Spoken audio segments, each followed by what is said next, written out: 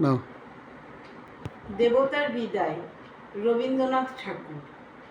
দেবতা মন্দির মাঝে ভক্ত প্রবীণ, জপিতেছে জপমালা বসি নিশিদিন। হেন কালে সন্ধ্যাবেলা ধুলি মাখা দেহে, বস্ত্রহীন জীর্ণ দেহ পশিল সে গৃহে। কহিল কাতর কণ্ঠে, গৃহ মোর নাই, এক পাশে দয়া করে দেহ মোরে ঠাঁই।